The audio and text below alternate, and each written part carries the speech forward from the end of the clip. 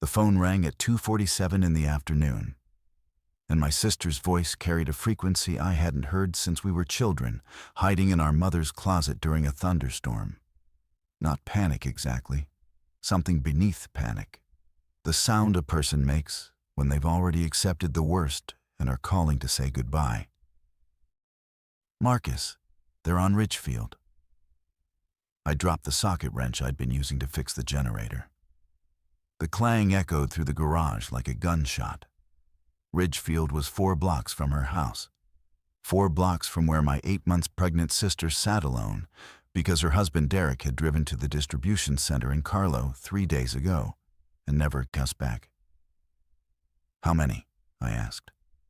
I stopped counting. Her breath hitched. There's a group near the church, maybe 40, and more coming from the east side, from the direction of the school. I was already moving. Jacket off the hook, keys from the pegboard, the Ruger from the top shelf of the hall closet, the one Dad left me when he passed. 2 boxes of ammunition. I hadn't fired the weapon in 8 months. Hadn't needed to. Our side of the river had stayed clean.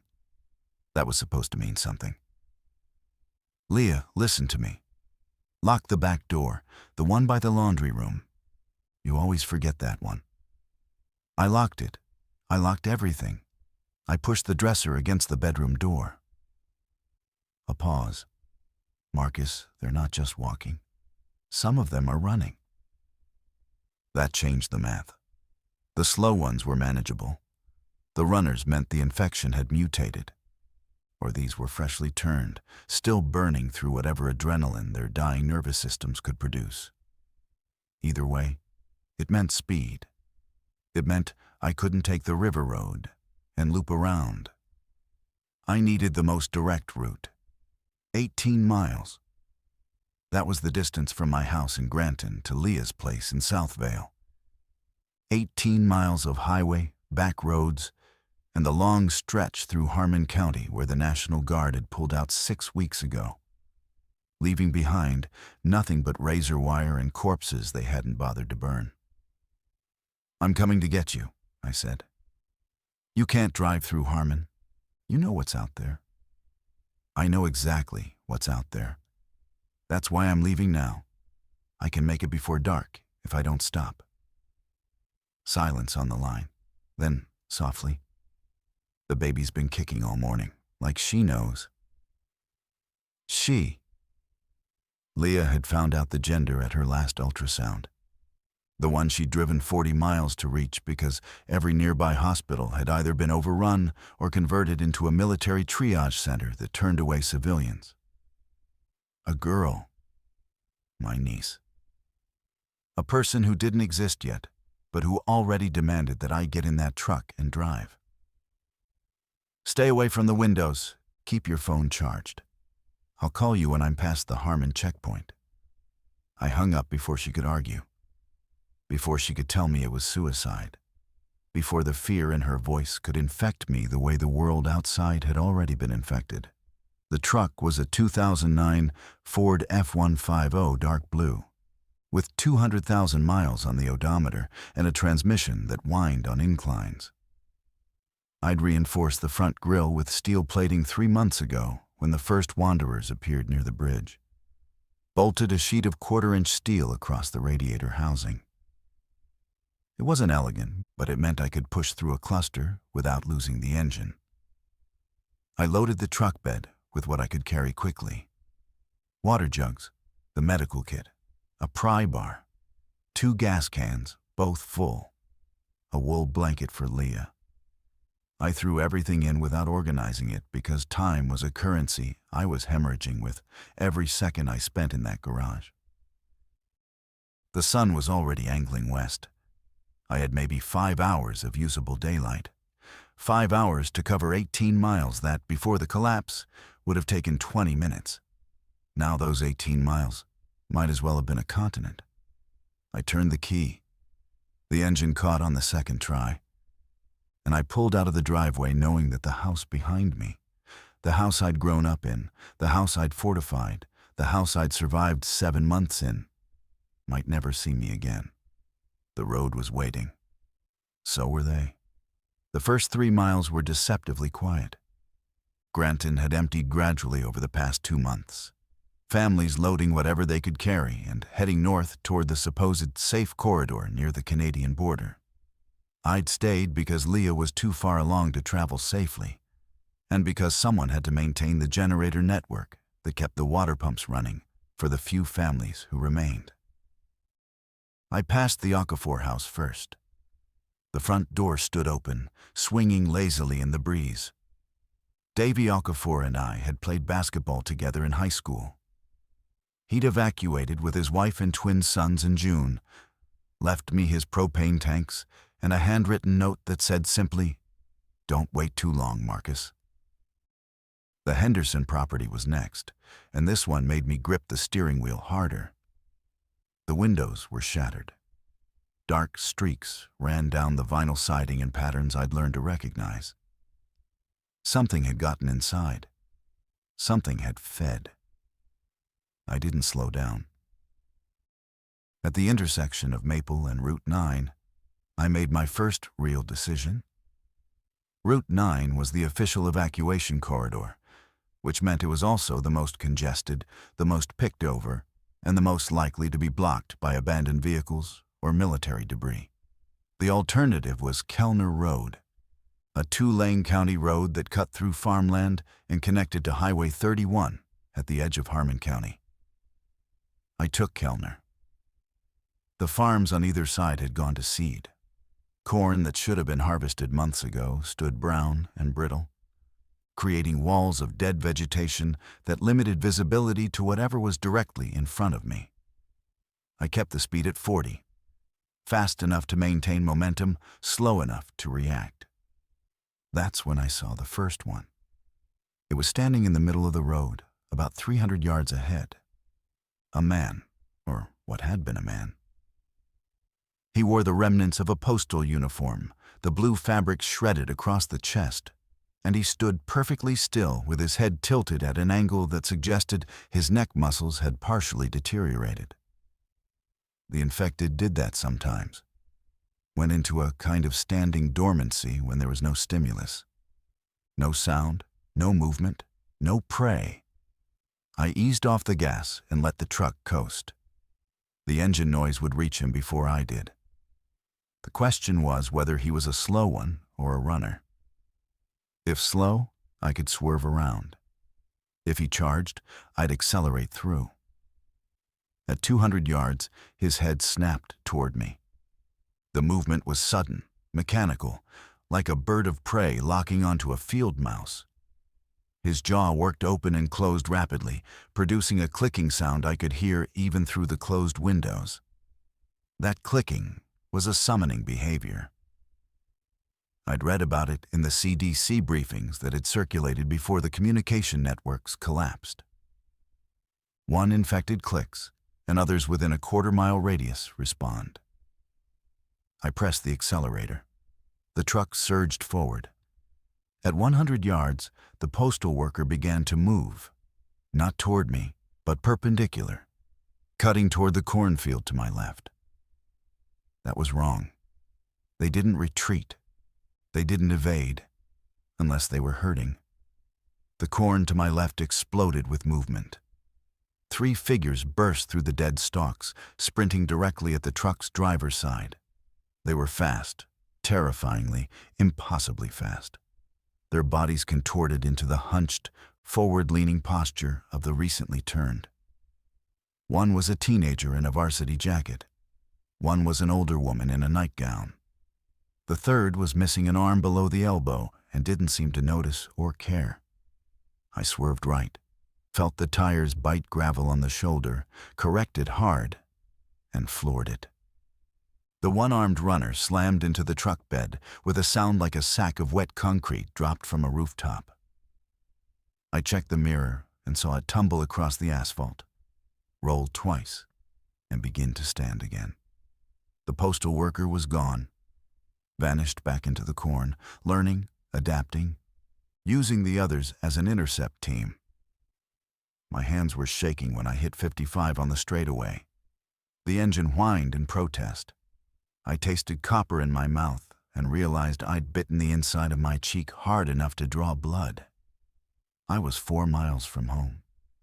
14 miles to go, and the sun was already lower than I wanted it to be. Kellner Road delivered me to Highway 31 without another encounter, but the silence felt strategic rather than safe. I'd spent enough months in this new world to understand that absence of threat was not the same as absence of danger. The infected migrated in patterns influenced by sound, weather, and some instinct we hadn't yet decoded. An empty road might mean they'd moved on. It might also mean they were concentrated somewhere ahead, pulled by a stimulus I couldn't yet detect. Highway 31 was a 4-lane divided road that had been the primary commercial artery for Harmon County before the collapse. Now it was an open-air museum of failed escape. Vehicles stretched along the eastbound lanes in varying states of abandonment. Doors open, windows smashed. Personal belongings scattered across the median like the aftermath of some apocalyptic yard sale. I drove in the westbound lanes, which were mostly clear, weaving around occasional wrecks and a military Humvee that sat with its turret pointed skyward, unmanned. I passed the Harmon County sign at 3:22 p.m. The sign had been spray-painted with a message in red: Dead County, no aid, keep moving. Beneath it, someone had added in smaller letters, God left first. The radio in the truck had been useless for weeks, but I turned it on anyway out of habit. Static across every frequency. I'd heard rumors from a trader named Wes Calloway, who passed through Granton in July, that there were still broadcasts out of Fort Whitman, 100 miles north. Military coordination signals, encrypted, useless to civilians. But the idea that someone somewhere was still transmitting offered a psychological comfort I wasn't proud of needing. I called Leah. She picked up on the first ring. Where are you? Just entered Harmon. I'm on 31 heading west. How's the situation there? They've moved past the church. I can see them from the upstairs window. Marcus, there have to be 100 now. Maybe more. They're congregating near the intersection, the one by the pharmacy. That intersection was 2 blocks from her house. The math kept getting worse. Are they moving towards you or milling? Milling. But some of them keep looking toward this end of the street, like they can sense something. It's the generator. Is it still running? A pause. Yes. Turn it off, right now. The sound draws them. You'll lose power, but it doesn't matter. You have the camping lanterns. I heard her move. Heard the back door open and close. She had to reach the generator on the back patio. Then the low hum I'd heard in the background died, and the line grew quieter. Done, she said. Marcus, it's getting warm in here without the AC. Open the upstairs windows on the side away from the street. Just a few inches. And Leah, you need to stay off the ground floor entirely. Move water and food upstairs. Take a knife from the kitchen. I have Derek's hunting knife. He left it on the nightstand. Good. Derek was many things, stubborn, impulsive, probably dead, but he'd at least left her something with a blade. I'll be there in 2 hours, maybe less. Stay upstairs, stay quiet. If they approach the house, do not engage. Hide in the closet in the master bedroom, the one with the heavy door. Okay. Her voice was smaller now. Marcus, what if you don't make it? I'll make it. But what if? I'll make it, Leah. I ended the call and focused on the road. The westbound lanes were opening up ahead, and I could see a long stretch of unobstructed highway running toward the horizon. For a moment, I allowed myself to believe this might actually work. That the horror stories about Harmon County were exaggerated. That the National Guard had cleared more than people realized before pulling out. Then I came around the bend past the old grain elevator and saw what was waiting at the Route 31 overpass. The bridge was blocked, not by vehicles, by them. Dozens of infected clustered on and around the overpass like a living barricade, their bodies pressed together in a mass that pulsed with small, twitching movements. Some stood, some crouched. A few lay flat on the concrete, their limbs splayed in positions that suggested they'd collapsed mid-stride and simply stayed where they fell. I brought the truck to a stop 300 yards out, killed the headlights, sat there in the cab with the engine idling, and stared at the wall of bodies between me and my sister. 14 miles had become an obstacle course, and the clock was bleeding. I sat in that truck for 90 seconds, which felt like 90 minutes. The cluster on the overpass hadn't reacted to my approach, which meant they were in dormancy or close to it. The late afternoon heat might have been a factor. Some field reports suggested the infected became sluggish at higher temperatures, their compromised circulatory systems struggling to thermoregulate.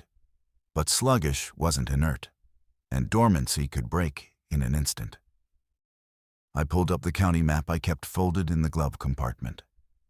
It was a gas station map from 3 years ago, creased and coffee-stained, but it showed every back road in Harmon County with reasonable accuracy.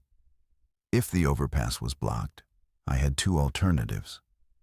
The first was Old Quarry Road, which ran south and reconnected with Highway 31 past the overpass.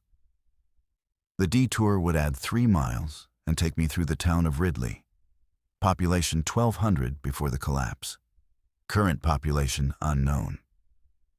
The second option was cutting north through the industrial park and picking up Farm Road 7, which wound through the hills before dropping down into the valley on the other side of Harmon. Ridley was a gamble. Small towns had gone one of two ways during the collapse. Either they'd organized and held, or they'd been consumed entirely. There was no middle ground. The industrial park was less populated but offered more enclosed spaces where the infected could nest unseen. I chose Ridley. Population meant infrastructure. Infrastructure meant wider roads, better sight lines, and a higher chance that someone had cleared a path at some point in the past 7 months. The turn onto Old Quarry Road took me south through a stretch of forest that closed over the road like a tunnel. The canopy blocked the sun, dropping the temperature inside the cab and plunging the road into premature twilight. I turned the headlights back on. The beams cut through the dimness and illuminated a road surface cracked and buckled by months of neglect. Weeds pushing through the asphalt in thick green clusters. Half a mile in, I found the checkpoint. Someone had constructed a barricade across the road using 2 overturned school buses and a wall of sandbags. It was military-grade work, precise, deliberate, designed to channel approaching vehicles into a single narrow gap between the buses. But the checkpoint was unmanned. The sandbags had settled and split in places, spilling their contents across the pavement. A folding table behind the barricade held a clipboard with water-warped paper, the writing illegible. An empty holster lay on the ground beside a pair of military boots, still laced. I navigated through the gap carefully, the truck's reinforced grille scraping against the bus on the left side with a shriek that made me clench every muscle in my body. The sound echoed through the trees. I held my breath, watching the tree line, waiting for movement. Nothing came. Beyond the checkpoint, the road widened, and I caught my first glimpse of Ridley. The town appeared in fragments through the trees. A water tower, a church steeple, the flat roof of what I assumed was the commercial district. No smoke, no movement, no sound except the rumble of my engine. I entered Ridley from the east on what a battered street sign identified as Commerce Avenue. The buildings here were single-story brick and wood frame structures, the kind that made up the DNA of every small American town. A hardware store, a diner called Patty's, a barber shop with its pole still turning, powered by some residual electrical source that hadn't yet died. The normalcy of that spinning pole, red, white, blue in endless rotation, was more disturbing than any corpse. The first sign of recent human presence was a message painted on the side of the hardware store in White House paint. Survivors North. Follow green arrows. I looked down and saw it. A green arrow painted on the pavement, pointing north up a side street. Then another, 20 yards ahead. Someone had established a route through town. Someone organized. Someone alive. I followed the arrows. They led me north on Elm Street, past residential blocks that showed signs of systematic fortification. Windows boarded from the inside. Doors reinforced with plywood and angle iron. Rain barrels positioned beneath gutters. Garden plots and front yards where someone had planted vegetables in the dark soil between the sidewalk and the street. But no people. Not a single face in a window, not a voice, not a dog barking. Ridley had been organized. Ridley had tried. And Ridley, from all appearances, had failed anyway.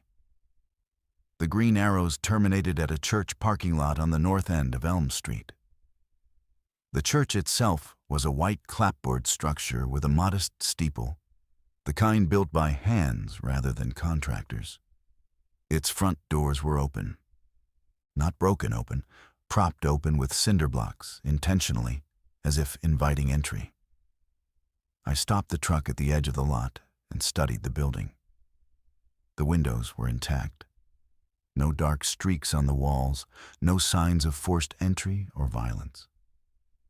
A hand-painted banner hung above the doors, Ridley Community Shelter, all welcome. Everything about this screamed trap. Not necessarily a human one, though that was possible, but the kind of trap the universe sets when it offers you something that looks like help.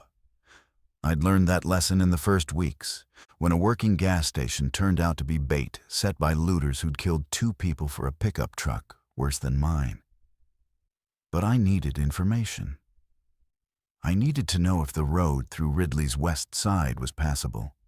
The map showed Commerce Avenue continuing west and connecting to County Road 12, which would bring me back to Highway 31, well past the blocked overpass. If that route was clear, I could be through Ridley in minutes and back on track. I took the Ruger, checked the magazine, and stepped out of the truck. The silence was physical. It pressed against my eardrums like altitude change. My boots on the gravel sounded obscenely loud. I crossed the parking lot with the pistol at my side, not raised.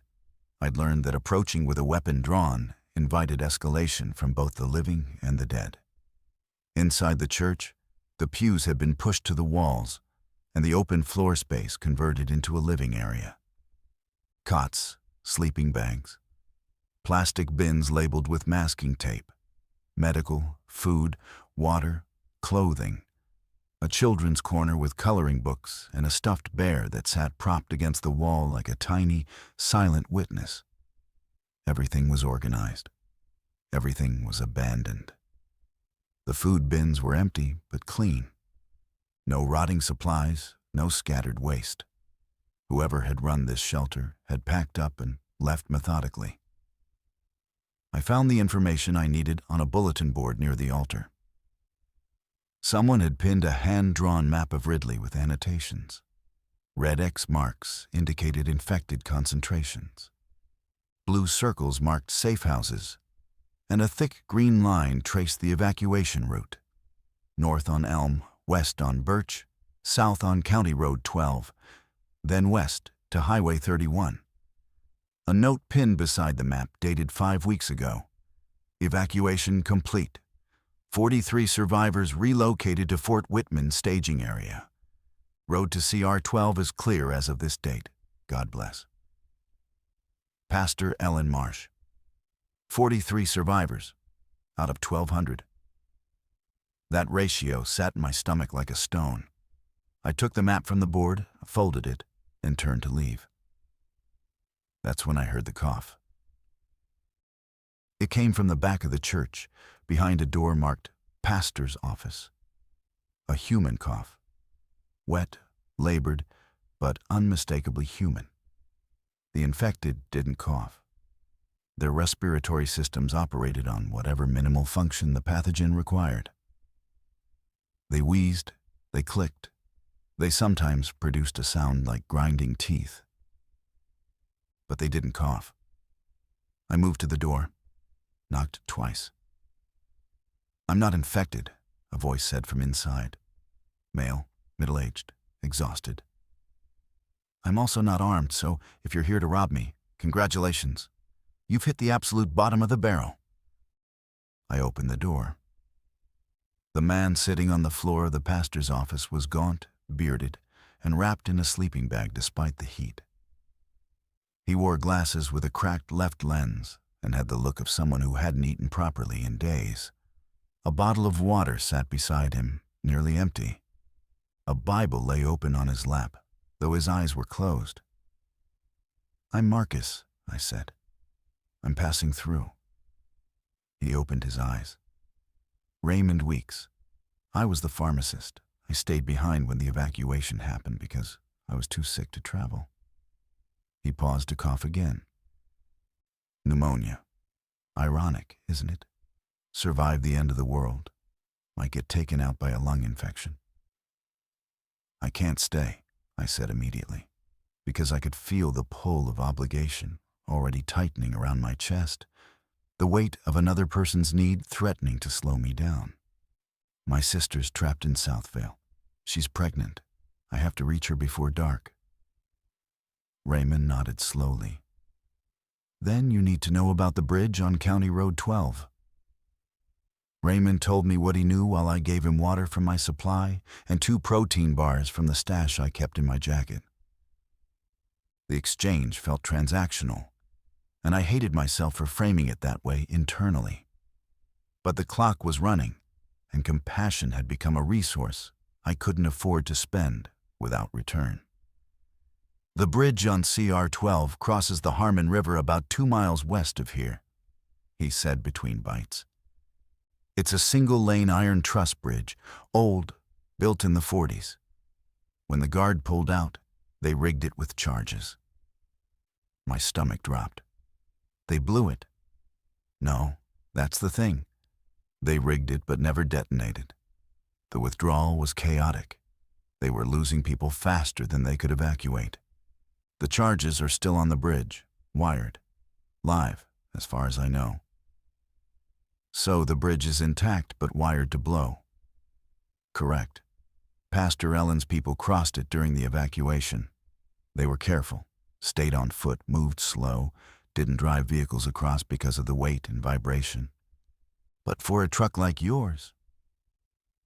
He trailed off with a shrug that said everything.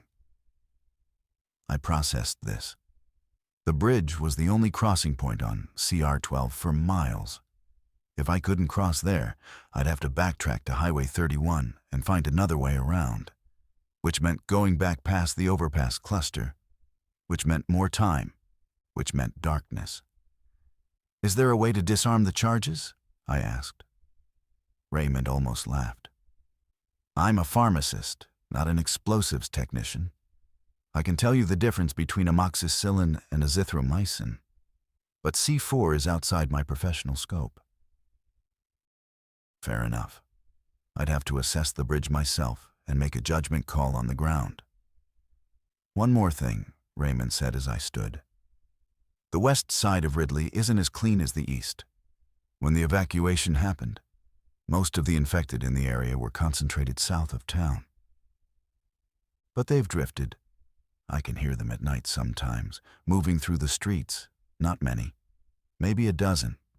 But they tend to cluster around the old Ridley Elementary School, which is directly on your route to CR 12. "Why the school?" His expression darkened. Because that's where the initial outbreak in Ridley happened. Something about the site draws them back. Imprinting, maybe, like salmon returning to spawning grounds. He shook his head. I try not to think about it too deeply. I looked at this man, sick, alone, left behind, and felt the fracture that had been forming in my moral architecture since the first week of the collapse, widened by another millimeter. Every survivor I encountered presented the same impossible equation. Help them and risk Leah, or leave them and lose another fragment of whatever made me worth saving in the first place. I have antibiotics in my medical kit, I said. Amoxicillin. It's probably expired, but expired amoxicillin is better than no amoxicillin. His eyes brightened for the first time. You'd do that? I went to the truck and brought back the medical kit. Gave him the full bottle, 30 capsules. Gave him another liter of water and the remaining protein bars from my jacket. It was more than I could afford and less than he needed, and both of us knew it. If you can travel in a few days, follow the green arrows in reverse back to Highway 31, I said. Head north. Fort Whitman is supposedly still operational. Supposedly? He smiled thinly. Everything is supposedly now. I extended my hand. He shook it. His grip was weak but deliberate. Marcus, he said as I reached the door. The school. Drive fast and don't stop. Whatever you see in the windows, don't stop. I walked back to the truck carrying the weight of his words, and the lighter weight of a medical kit that was now missing its most critical component. The sun had moved again. I could feel it in the quality of the light, the lengthening shadows, the subtle cooling of the air. Every minute I'd spent in that church was a minute stolen from Leah's margin of safety. I pulled out of the parking lot and turned west on Birch Street, following the green arrow painted on the pavement. The route to County Road 12 would take me past Ridley Elementary, past whatever waited in those hallways, past the place where a small town had first learned what the rest of the world was learning. 2 miles to the bridge, 5 miles after that to Highway 31, 9 miles from there to Leah. The math was simple. The execution would be anything but. Ridley Elementary appeared around a curve on Birch Street like a memory you've tried to suppress surfacing without warning. It was a low, sprawling brick building set back from the road behind a chain-link fence and a playground whose equipment, swings, a slide, a metal climbing structure shaped like a rocket ship, stood motionless in the afternoon stillness. The building's architecture was aggressively cheerful in the way of schools built in the 1970s. Bright yellow trim around the windows, a mural of smiling children painted on the gymnasium wall, now faded and peeling. The parking lot held 8 vehicles, arranged in a neat row near the main entrance. Staff cars left behind on whatever morning the world inside those walls had changed. A minivan with a bumper sticker that read, "My child is an honor student at Ridley Elementary," sat at the end of the row, its rear window shattered. Raymond had told me not to look at the windows. I understood why the moment I glanced at the building's second floor. Faces, pressed against the glass from inside. A dozen, maybe more, their features distorted by the smeared and dirty panes, but unmistakable in their wrongness. They weren't moving. They were watching.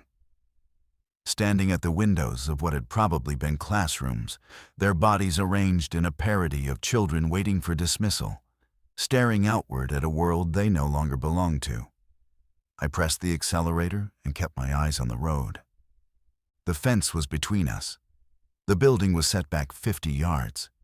They couldn't reach me at this speed, even if they broke through the glass and sprinted. But the image of those faces, adult-sized, infected, standing where children once stood, carved itself into a place in my mind I knew I'd never be able to scrub clean. The truck passed the school in 12 seconds. I counted. 12 seconds of exposure, 12 seconds of vulnerability. And then the building was behind me, and Birch Street opened into a rural stretch bordered by overgrown fields and the distant glint of water. The Harmon River appeared through the trees a mile past the school. It was a modest river, maybe 60 feet across at this point, moving slowly enough that the surface looked almost glassy. The truss bridge materialized on the road ahead exactly as Raymond had described. Single lane, iron frame. The kind of bridge that appeared in photographs of rural America from before the interstate system rendered such structures obsolete. I stopped the truck 100 yards out and grabbed my binoculars from the center console. Through the lenses, I could see the bridge's details with painful clarity. The road surface was wooden planking over steel supports, and the iron truss frame rose on both sides in triangulated patterns that were beautiful in an engineering textbook way. The charges were visible too. Rectangular blocks of what I assumed was C4, mounted at the base of the two main support columns on the near side. Wires ran from the charges along the bridge's understructure, converging at a junction box mounted on the far bank. The detonator setup was remote. Whoever had wired this bridge had intended to blow it from the other side, probably while watching a pursuing horde from across the water. The fact that they'd never pressed the button suggested that they'd either been overrun before reaching the detonator or had realized the bridge wasn't worth destroying. I studied the planking. Some boards were visibly rotted. Others were missing entirely, leaving gaps that showed the dark water below. A person on foot could navigate across by stepping carefully. A truck weighing over 5,000 pounds was a different proposition. But there was no other way across, not within miles, not within the time I had left. I called Leah. She answered in a whisper. "They're on the street now. Maybe 20 of them, just standing in front of the Morrison house. I'm upstairs with the lights off. I'm at the river crossing. 20 minutes to get across, then maybe 40 minutes to reach you. Stay hidden, stay silent. Hurry." I hung up and studied the bridge one more time. Then I got out of the truck and walked to it on foot. The bridge groaned under my weight alone. Each step on the planking produced a creak that reverberated through the iron frame, like a musical instrument played by something clumsy and heavy. I tested each board before committing my full weight, moving in a careful zigzag pattern to avoid the gaps and the sections where the wood had darkened with rot. The C4 charges were closer than they'd appeared through binoculars. I could have reached out and touched the nearest one. The block was olive green, about the size of a brick, with the detonation wire running from a small blasting cap embedded in the top. The wire was military specification, insulated and waterproof, and it ran taut along the bridge's understructure toward the far bank. I knew enough about explosives to understand that C4 was stable. You could shoot it, burn it, drop it, and it wouldn't detonate without the specific electrical impulse from a blasting cap. The danger wasn't the C4. The danger was the blasting cap, and whether the wiring was still connected to whatever detonation device sat on the other side. I followed the wire across the bridge, stepping carefully, cataloging every weak spot in the planking. The middle section was the worst. 3 consecutive boards were either missing or so deteriorated they crumbled at the touch. The gap was about 4 feet wide. I could step across it. The truck could not. On the far bank, I found the junction box. It was a military field unit, olive drab, bolted to a wooden post that had been driven into the ground. The box was open, its cover hanging by one hinge. Inside, the wiring converged on a simple switch mechanism. The switch was in the off position. A laminated card zip-tied to the post read, "Bridge Alpha 7, Priority Demolition. AUTA.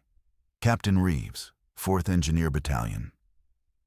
Captain Reeves of the 4th Engineer Battalion had wired this bridge, set up the detonator, and walked away.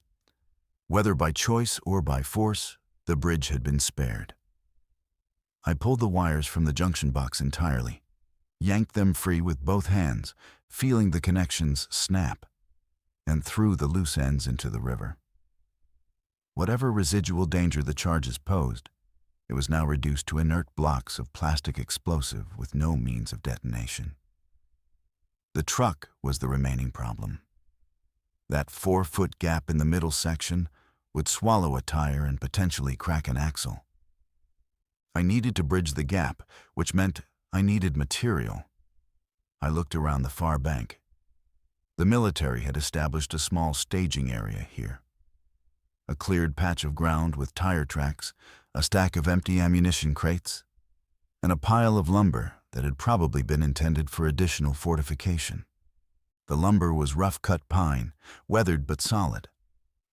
I selected 3 planks that were long enough to span the gap and carried them back across the bridge one at a time, placing them over the missing section and testing them with my weight. They flexed, but held. It wasn't engineered. It wasn't safe. But it was the best I could do with what I had. I walked back to the truck and sat in the cab for a full minute, breathing. The bridge was approximately 150 feet long. I needed to cross it at a steady, slow pace. Fast enough to maintain momentum, but slow enough to keep the truck centered on the planking. If I drifted even slightly to either side, the tires would catch the edge of the plank road, and I'd drop into the iron framework, or, worse, through a weak spot into the river. I put the truck in first gear, released the clutch slowly. The F-150 crept forward onto the bridge. The sound was immediate and terrifying.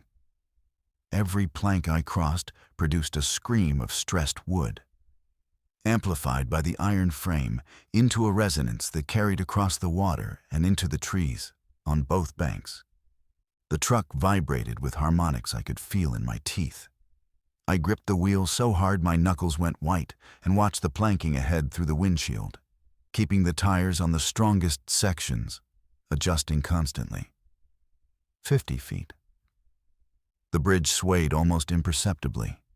I could feel it through the chassis, a lateral motion that meant the supports were flexing under the weight. 75 feet. The gap approached. I could see my improvised lumber spanning the dark opening. I aligned the truck's tires with the planks and rolled forward at walking speed. The front tires hit the lumber. The wood bowed. I heard a crack, a single, sharp report, like a rifle shot. And for one eternal second, I believed I was going through. The truck lurched, the front end dipping as one of the planks split partially, but the remaining 2 held. The front tires cleared the gap. The rear tires followed, and the second plank broke completely just as the rear axle passed over it. I heard the broken wood splash into the river below. I didn't stop. I pressed forward, the bridge groaning in protest, until the front tires hit solid ground on the far bank and the truck rolled off the bridge and onto the dirt staging area. I braked, killed the engine, sat there while my heartbeat gradually descended from my throat back to my chest. The bridge was behind me. It might not survive another crossing, which meant my return route was already compromised. But I was across, and the road ahead was open. County Road 12 west of the bridge was a different landscape.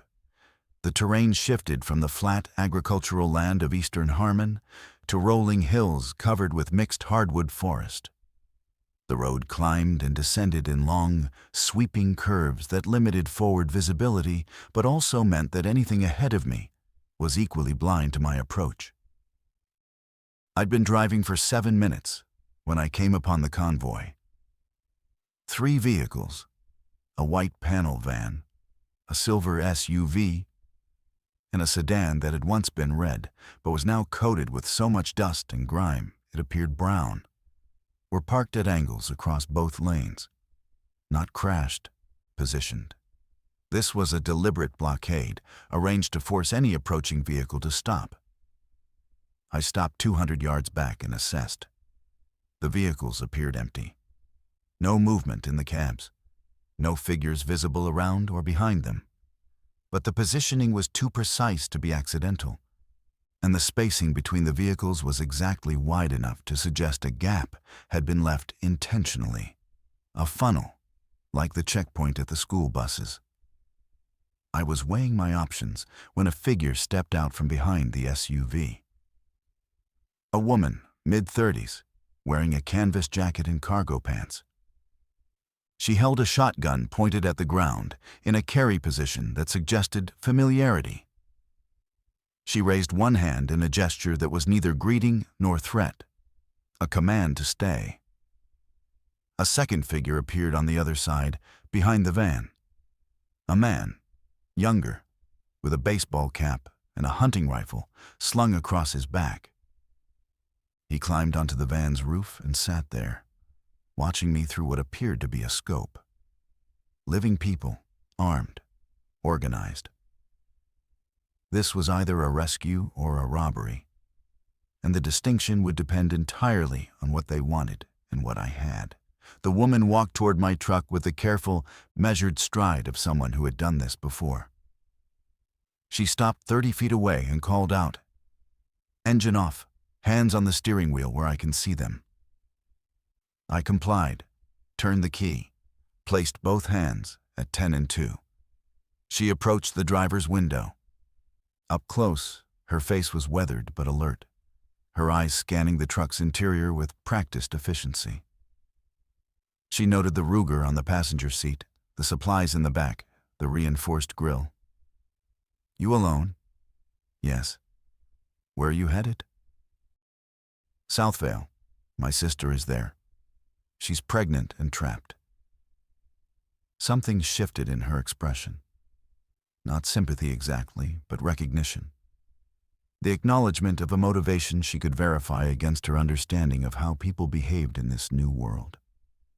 "I'm Nina Vasquez," she said. "That's Thomas on the van. We're part of a group camped 3 miles north. We monitor this road because it's the only open route between Harmon and the valley." "How many in your group?" "Enough. We're not looking for recruits, and we're not looking for trouble. We charge a toll for passage." There it was. Not robbery. Commerce. The new economy, conducted at gunpoint on a back road in the dying light. "What's the toll?" "Fuel, medicine, ammunition, whatever you can spare." I thought about the gas cans in the truck bed, the medical kit, already diminished after my donation to Raymond, the ammunition boxes for the Ruger.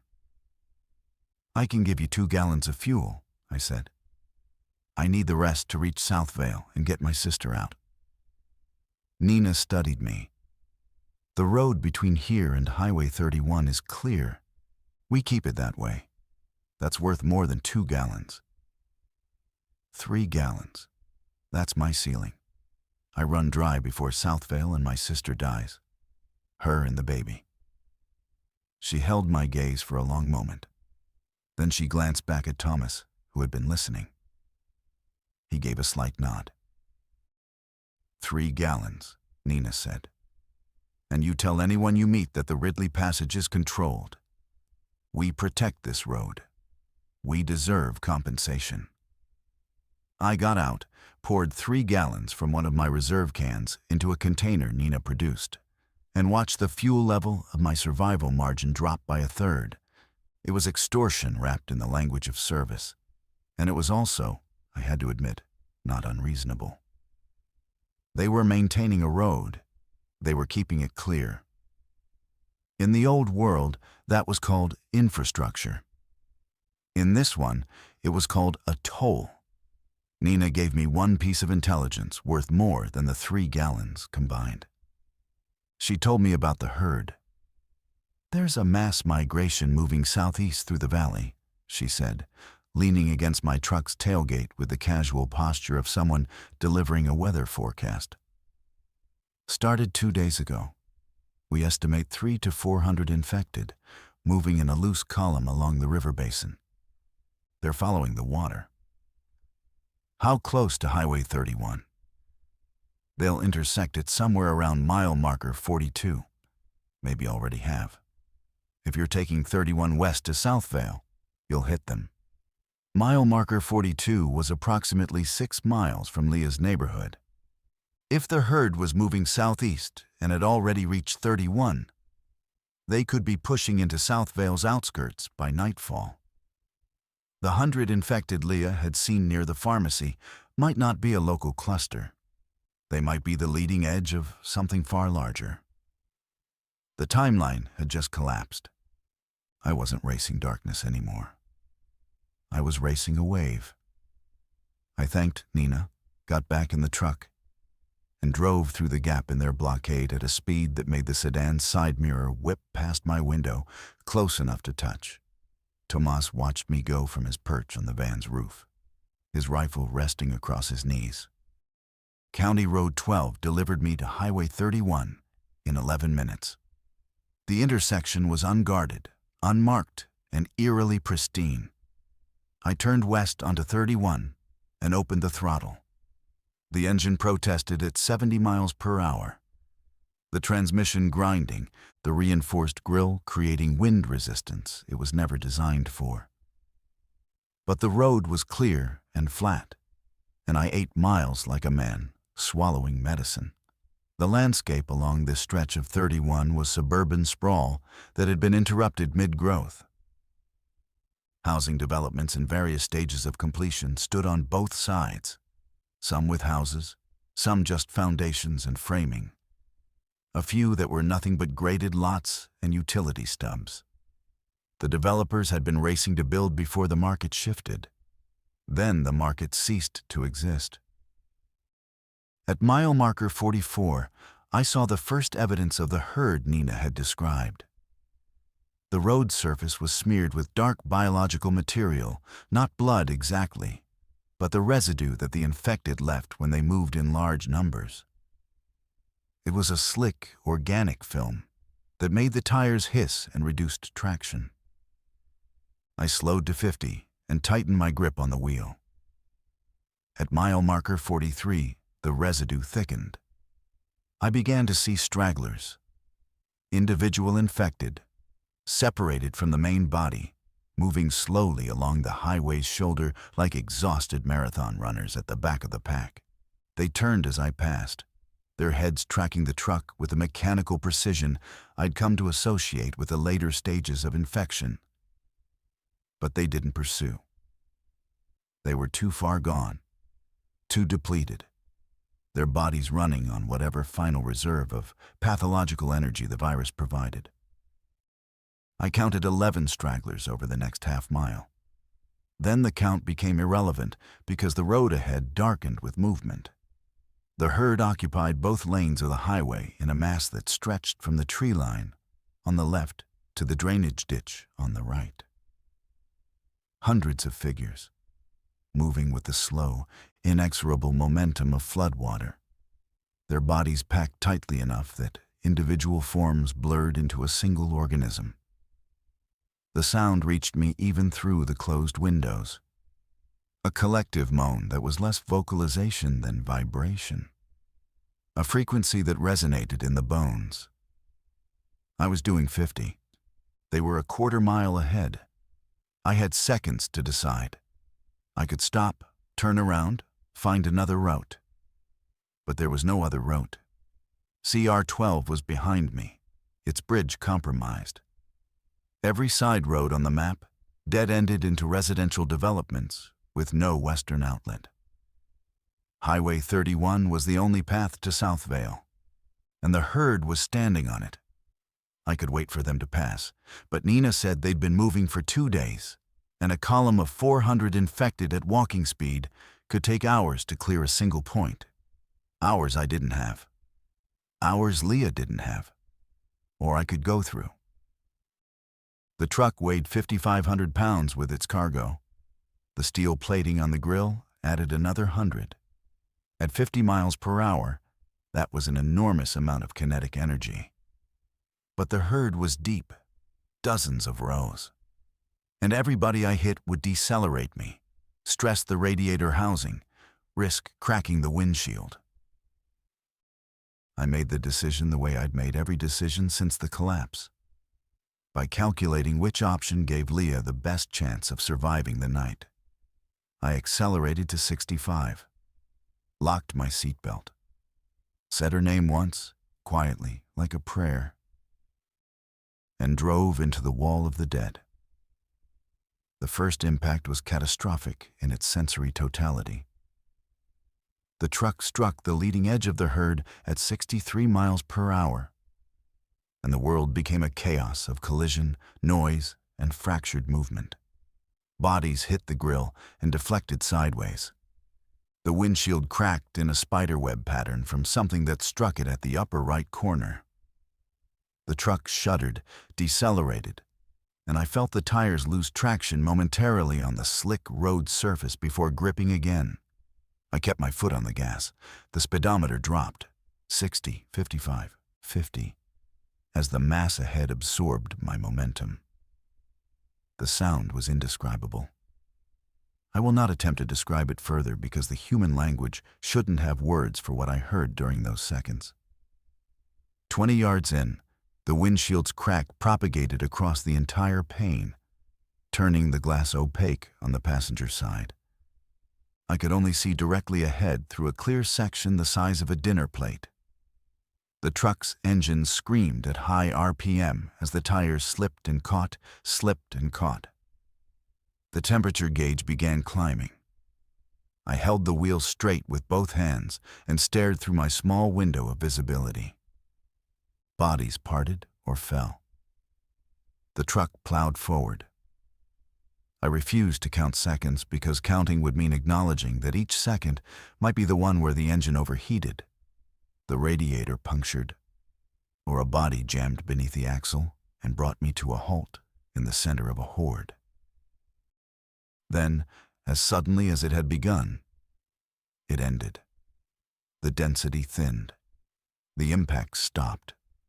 The truck surged forward as the road cleared, and I was through, accelerating on the other side with the herd behind me and the open highway stretching toward the sinking sun. I checked the mirrors. The herd had closed the gap I'd punched through it, like water filling a channel. They continued their southeast march as if I'd never existed. I was beneath their notice now, already behind them, already irrelevant. The truck was damaged. The windshield was barely functional, with only a small, clear area for forward vision. The temperature gauge hovered just below the red zone. Something was grinding in the front suspension, a metallic, rhythmic sound that suggested a bent component rubbing against the tire on each rotation. The steel plating on the grille had buckled inward on the left side, but the engine ran, the tires held, and the road ahead was clear. I called Leah. The phone rang 6 times before she picked up. "Marcus?" Her voice was barely audible, a whisper so thin it could have been interference. "I'm through. I'm on 31, maybe 15 minutes out. They're in the yard, 5 of them. They're testing the doors." A pause filled with a sound I recognized as controlled hyperventilation. The breathing pattern of someone fighting to stay silent while their body demanded they scream. "One of them found the basement window. I can hear it banging." "Listen to me. Go to the master closet, the one with the heavy door. Take the knife, take water, and close yourself in. I am 15 minutes away." "I can't go down to get water. They're on the ground floor. I can hear them inside. Marcus, they got through the basement window." The temperature gauge crossed into red. I watched it and felt my reality bifurcate into 2 parallel impossibilities. The mechanical failure happening under the hood and the home invasion happening 15 miles ahead. "Leah, close the bedroom door. Push the bed against it. Get in the closet. I'm coming." I heard her move, heard furniture scraping, heard beneath it a sound from downstairs that was dense and guttural and wrong. "The bed's against the door," she said. "I'm in the closet." "Good. Stay there. Stay on the line. I'm coming." I drove at 80 miles per hour with the temperature gauge buried in red and the suspension grinding and the windshield a fractured mosaic. I drove with the phone on speaker and Leah's breathing in my ear. I drove because stopping meant she died. Because slowing down meant she died. Because the engine failing, or the tires blowing, or the axle snapping, all meant she died.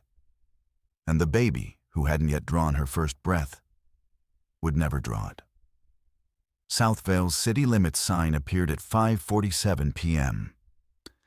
The sun was 30 minutes from the horizon, painting the sky in oranges and purples that would have been beautiful in any context other than this one. I turned off Highway 31 onto Meridian Drive, the main road into Leah's neighborhood. The street was occupied. Infected wandered between houses in groups of 3 and 4, their movements disorganized, exploratory. These were the forward scouts of the larger herd, the fastest ones, the most recently turned, the ones whose muscles still remembered how to sprint. I didn't slow down. The truck plowed down Meridian at 60, scattering the scouts like bowling pins, the broken windshield turning every impact into an audio event I processed without visual confirmation. Left on Oak. Right on Sycamore. I knew these streets from holiday visits, from Thanksgiving dinners at Leah's kitchen table, from walking her golden retriever past the very houses that now stood dark and breached. Sycamore Lane, number 14. Leah's house. The front door was open. I brought the truck to a stop on Leah's lawn, crushing the decorative garden she'd planted in spring. The engine made a terminal sound, a deep metallic groan followed by a hiss of steam from beneath the buckled hood, and died. It would not start again. I knew this with the certainty of someone who has spent a lifetime around machines. But I was here. I grabbed the Ruger, checked the magazine, 8 rounds remaining, and exited the truck. The front door was open, but not broken. It stood ajar at a 45-degree angle, swinging slightly in the evening breeze. The interior was dark. I moved through the door in a tactical posture I'd learned not from training, but from 7 months of entering spaces where the dead might be waiting. Low, weapon forward, back against the wall, eyes adjusting to the dimness. The living room was undisturbed. Leah's furniture, the blue couch, the armchair Derek had insisted on buying, the bookshelf with her nursing textbooks, stood exactly as I remembered from my last visit. The basement door was open. I could see it from the living room, a rectangular darkness at the end of the hallway. The window down there was how they'd entered. I heard movement below. Shuffling, scraping, at least 2, possibly more. I closed the basement door, locked it, pushed the hallway console table against it. It wouldn't hold permanently, but it would slow them. The stairs to the second floor were clear. I ascended quickly, the Ruger up, checking corners with the precision of fear-driven hypervigilance. The upstairs hallway was short, 3 doors. Bathroom on the left, guest room on the right, master bedroom at the end. The master bedroom door was closed, and I could see the shadow of the bed pushed against it from the gap at the bottom. "Leah, it's Marcus. I'm here." A sound from inside. Movement. The bed scraped backward. The door opened 6 inches, and my sister's face appeared in the gap. Pale, tear-streaked, eyes wide with an animal terror that pregnancy had layered with something even more primal. Oh God. She reached through the gap and grabbed my arm with both hands. Oh God, Marcus. I pushed into the room and immediately began reassessing. The bedroom was intact, windows closed and locked. The closet door stood open. She'd been hiding inside moments ago. Derek's hunting knife lay on the bed, its blade reflecting the fading light from the window. "We need to leave, now. How many are downstairs?" I heard 3 come through the basement, maybe more since. "My truck is dead. We need another vehicle." "Derek's car is in the garage, the Honda. He left the keys on the kitchen hook." The kitchen was on the ground floor. Between us and the kitchen were at least 3 infected in the basement, and potentially more who'd entered through the open front door while I was upstairs. "Can you move quickly? How's the pain?" "I can move." She put her hand on her belly. "We can move." I formulated a plan in the time it took to breathe twice. Down the stairs, straight to the kitchen, keys from the hook, through the interior door to the garage, into the Honda. Open the garage door manually and drive. The path from the stairs to the kitchen was 15 feet. The basement door was at the far end of the hallway, past the kitchen entrance. If the console table held, the basement infected were contained. The unknown variable was whether anything had come through the front door after me. "Stay behind me. One hand on my belt. If I stop, you stop. If I run, you run. Do not look at anything except the back of my head." She nodded, picked up the hunting knife, set her jaw in an expression I recognized from our childhood. The face she made before doing something that scared her. The face of someone choosing courage over instinct. We moved to the hallway. I went first, Ruger up, Leah's fingers hooked through my belt loop. The stairs creaked under our combined weight. At the bottom, I swept left. Clear, swept right. The front door was still open. Standing in the door frame was a single infected, silhouetted against the dying light.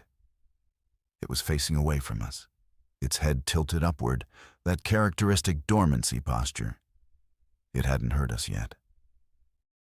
The kitchen was to our right. 3 steps. I guided Leah with a gentle pull, keeping my eyes on the figure in the doorway. We slipped into the kitchen. The keys were on the hook. A small brass ring with 2 keys and a Honda emblem keychain. I grabbed them, felt the metal warm in my palm, and pointed Leah toward the garage door. She opened it. The garage beyond was dark, but I could see the shape of Derek's gray Honda Civic parked inside. Leah moved to the passenger side. I crossed to the garage door and found the manual release cord, a red handle hanging from the opener mechanism. I pulled it, heard the lock disengage, and grabbed the bottom of the door. Behind us, from the kitchen, the clicking started. The infected in the doorway had heard, had turned, was summoning. I heaved the garage door up. It rolled open on protesting springs, flooding the garage with amber evening light. I got in the Honda, turned the key. It started on the first try, bless Derek and his obsessive vehicle maintenance, and threw it into reverse. We backed out of the garage at speed, the Honda's rear tires chirping on the driveway. I caught a glimpse of the infected from the doorway moving into the house, drawn by the engine noise, too slow to intercept. 2 more appeared from the side yard. I shifted to drive and accelerated down Sycamore Lane. Leah pressed both hands against the dashboard and breathed in ragged gasps. The baby kicked visibly through her shirt, and the sun touched the horizon behind us, painting the rearview mirror gold. I drove east on Meridian because west was where the herd was coming from, and north led to residential dead ends I couldn't navigate in fading light. East meant backtracking toward Highway 31, but it also meant open road, distance from the migration, and the possibility of reaching the military checkpoint at Fort Whitman that Pastor Ellen's evacuation had targeted. Leah was silent for the first 2 miles. I let her be. The adrenaline crash would come soon enough, and when it did, she'd need to talk or cry or both. And I'd need to be present for that while simultaneously solving the problem of where we'd sleep tonight. The Honda's fuel gauge read 3/4 full. Derek's maintenance obsession extended to keeping the tank topped off. A habit from his commuting days that had accidentally become a survival asset. The car was small, unarmored, and conspicuously ordinary, which in this context was actually an advantage. The truck had announced my presence with its engine roar and diesel stench. The Honda was quiet, nimble, and invisible. "Where are we going?" Leah asked finally. Her voice was hoarse, stripped raw by hours of whispered terror. "East first, away from the herd, then north toward Fort Whitman." "Is Fort Whitman real?" "Real enough that a pastor in Ridley led 43 people there 5 weeks ago. Real enough that it's the only destination anyone mentions anymore." She leaned her head against the window. "Derek was going to Carlo, the distribution center. He said it would be a day trip." I didn't respond. We both knew what a day trip that never ended meant. "He's dead, isn't he?" "I don't know, Leah." "You do. You just won't say it." I did know. I'd known since the 3rd day, when the distribution center in Carlo had been mentioned on the last functional radio broadcast as a compromised site, before the broadcast went silent. Derek had driven into a compromised site 3 days before it was announced. The odds of him walking out were statistical noise. But telling a woman who was 8 months pregnant and had just fled her home through a house full of infected that her husband was dead wasn't something I was prepared to do while driving 60 miles per hour through territory that might hold anything. "Let's get somewhere safe first," I said. "Then we'll figure out everything else." She accepted this deflection with a nod that contained no belief. She knew what I knew. She was simply choosing to carry that knowledge in a different compartment for now, storing it somewhere the baby couldn't feel it. The highway was clearer on this side of the herd. The infected stragglers I'd passed earlier had continued southwest, drawn by the main body's gravitational pull. I saw 3 lone figures over the next 5 miles, all distant, all moving away from the road. The Honda slipped past them in the gathering dusk like a ghost. At the junction where Highway 31 met County Road 18, I found what I was looking for: a fire station. Single bay, red brick, Harmon County Fire District 7, lettered above the garage door. The building was small, solid, and critically designed with reinforced doors and limited entry points. Fire stations were built to be secure.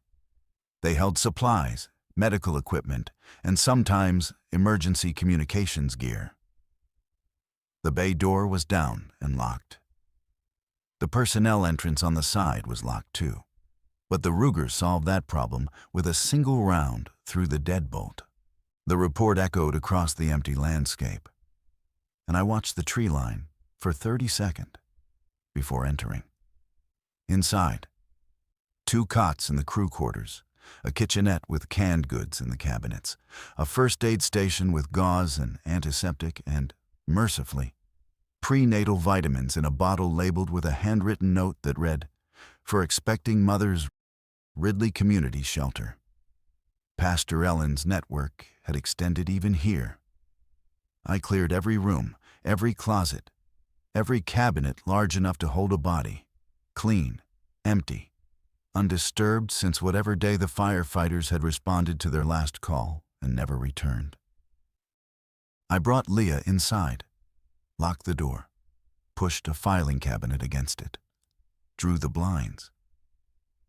She sat on the cot and looked at me with eyes that held 7 months of accumulated fear, loneliness, grief, and the stubborn biological optimism of a body growing another body, despite the apocalypse happening around it.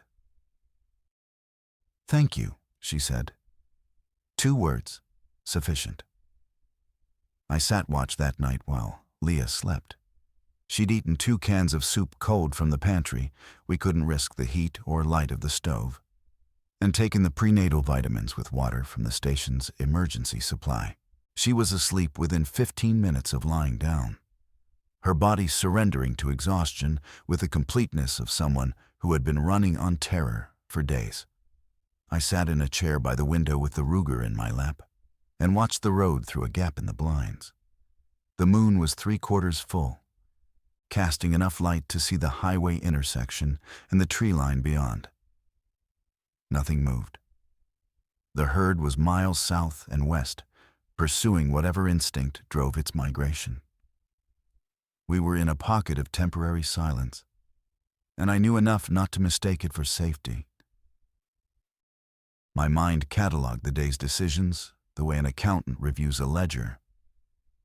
3 gallons of fuel traded for passage, a bottle of antibiotics given to a dying pharmacist, 8 rounds of ammunition, now 6 after the door lock, and one I'd fired at a shape in Leah's yard that turned out to be a lawn ornament. A truck, destroyed. A bridge rendered impassable behind me.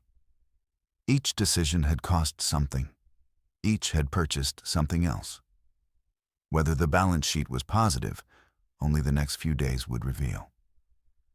I thought about Raymond Weeks, coughing in the church office, reading his Bible by the light of a cracked window. I thought about Nina Vasquez, standing on a back road with a shotgun, building an economy from the wreckage of the old one. I thought about Thomas on the van roof, Pastor Ellen leading 43 people to a place that might or might not still exist, Captain Reeves wiring a bridge he never detonated, and Derek driving to Carlo on a day trip that became permanent. Every person I'd encountered today was a node in a network of survival decisions that stretched across the ruined landscape like a web. Some of those nodes were still active. Some had gone dark. The web itself was the thing that mattered. The connective tissue of human persistence, fragile and stubborn and constantly repairing itself, even as new strands broke. Leah shifted on the cot, murmured something in her sleep, and placed her hand on her belly in a gesture so instinctive it bypassed consciousness entirely. The baby moved beneath her palm. I could see it from across the room, a small, visible distortion beneath the fabric of her shirt, a foot or an elbow pressing outward as if testing the boundary between the world that was and the world that would be. That movement was the reason I'd driven 18 miles through dead territory. Not duty, not obligation, not the abstract concept of family. That specific movement, that particular life, insisting on its own existence despite everything outside the walls arguing against it. Fort Whitman was approximately 80 miles north. We had 3/4 of a tank of fuel, 6 rounds of ammunition, enough food for 2 days if we rationed carefully, and the advantage of a vehicle that attracted less attention than a truck with a battering ram for a face. The roads between here and there were unknown. The military's presence at Whitman was unconfirmed. The world beyond this fire station was exactly as dangerous as it had been 12 hours ago. But we were alive, both of us, all 3 of us. At 3:14 a.m., a sound rose from the south, low, distant, massive, the collective moan of the herd passing through the valley miles away. It lasted 40 seconds and then faded, replaced by the silence of a world that belonged to whatever came next. I checked the Ruger, checked the locks, checked Leah's breathing. Then I settled in to wait for the dawn that would carry us north, toward whatever Fort Whitman held, toward whatever future remained possible in a world that had tried very hard to cancel every future there was. The night deepened. The moon tracked its slow arc. And somewhere in the darkness between here and everything else, the road waited with its teeth and its promises, patient as it had always been. ready for anyone foolish or brave or desperate enough to drive it again. Dawn arrived as a thin gray line on the eastern horizon, then bloomed into pale gold. I woke Leah gently. She opened her eyes, and for one disoriented second didn't know where she was. And in that second, her face held the expression of a woman waking in a normal world. Then memory reassembled itself, and the expression changed. But not into despair, into resolve. We loaded the Honda in silence. Water, food, the first aid supplies, the prenatal vitamins. She sat in the passenger seat with Derek's hunting knife across her lap and her hand on her belly. I started the engine and pulled onto Highway 31 heading north. The rear-view mirror showed the fire station shrinking behind us. A small red building at a crossroads that had sheltered us for one night. Ahead, the highway stretched into the hills under a sky so clean and blue, it seemed offensive given everything that had happened beneath it. 18 miles. That was the distance I had driven. In the old world, it was nothing. In this world, it was a passage through the architecture of collapse, through dormancy and herding and ambush, through commerce and charity and the mathematics of ration compassion. I didn't know what waited at Fort Whitman. I didn't know if the road ahead was open or blocked, if the herd had turned or scattered, if the world would keep contracting or begin at last to stabilize. But Leah was beside me. The baby kicked, the engine held. We drove north into the morning, carrying everything we had left, which was exactly enough.